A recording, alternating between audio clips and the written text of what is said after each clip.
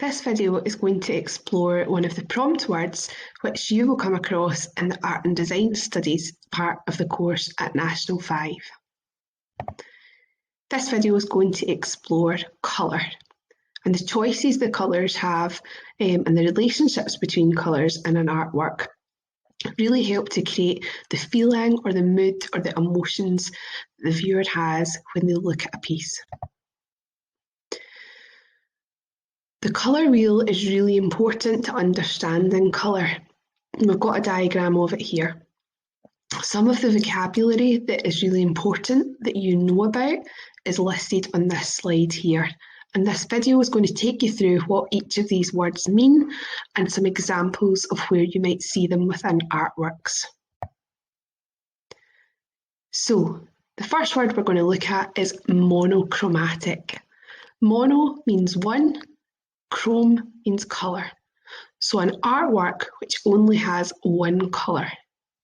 There are some examples here where we can see that the artist has used tints and tones and shades of just one colour. In the top right-hand version, we can see that the tints have been created using white added to red, which creates several different tints of one colour. In the middle version, we have a monochromatic painting using tints and tones of green. We can see this by the different shades that we can see of the green paint that has been used to capture this. And finally, at the bottom, we have a monochromatic still life, which is in black and white. And again, that is an example of monochromatic.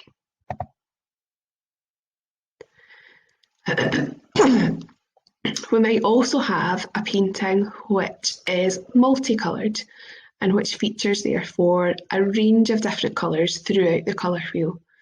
And that creates a very different feel to something which is monochromatic, and we'll explain a wee bit more about that later on. But for multicoloured artworks, we need to see a range, a variety of different colours. When we talk about a restricted palette, what we mean is that the palette of paints that the artist is using is restricted to only a few colours. So you can see the examples in these paintings here where we don't have a wide variety of colour that has been used. They're not monochromatic in that they don't just use one colour, but the colours are very limited in the palette that has been used. The next word that we're going to look at is saturation, and you might use saturation when you're describing how vivid or rich or intense a colour is.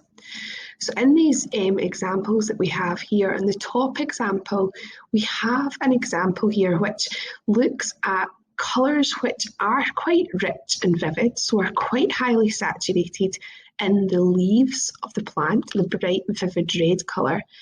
But in comparison to that, to the fairly muted versions of the saturation of the sky and the wall, which are much paler and less saturated. This is similar to the example at the bottom, which again uses very kind of muted colours and very low saturation in terms of the intenseness of those colours. So how an art or design work looks and feels depends on a number of different factors and choices which the artist will make when they are creating that piece of work. First thing that they might think about is the relationship between colours. So we have two groups of colours. We have harmonious colours, and these sit beside each other on the colour wheel. So harmonious colours are right next to each other and they work really well together. So it might be, for example, the red, purple, blue tones, colours that we can see on one side of the colour wheel. They are really pleasing to the eye, they blend well together. They might also be referred to as analogous colours. Contrasting colours are opposite each other. They're very different from each other because they sit on opposite sides of the colour wheel. So for example, we might have red, which is opposite to green, and we might have purple opposite to yellow. They are very, very different from each other, so they stand out. And when they are placed next to each other, there's a strong contrast created. Don't be confused, they might also be called opposite colours, or they might be called contrasting colours, as well as complementary colours. All of them mean the same thing. Here we've got some examples of artworks which use harmonizing colours. So again, on the left, we have a palette which uses colours that are all over at the kind of warmer side of the colour wheel over here. So reds, oranges, yellows, browns creep in there as well. And on the right-hand side, we have a portrait which uses contrasting colours. So we see the blue in the background, contrasting with the warm orange yellow tones, which we can see in the hair and the face. And again, that makes those things stand out.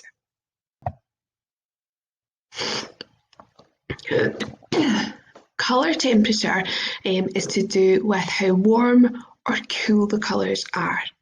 So warm colours are said to advance, to jump out at us, and these colours can be bold and exciting and energetic, and they'll catch the viewer's attention.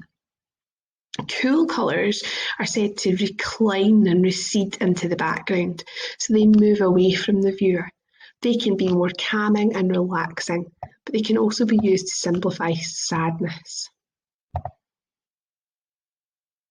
So again, here's some examples of warm and cool toned paintings. On the left, you can see the range of warm tones, oranges, yellows, and on the right, you can see the range of cold colours which have been used. Both have different effects. Something else which an artist might do is they might use symbolic colour. So they might choose a colour which communicates an emotion or a mood. And it might be to make the viewer feel a certain way or communicate some of their own feelings. On this slide, we can see some of the common colours which often have symbolic meanings. So you might have heard of green with jealousy.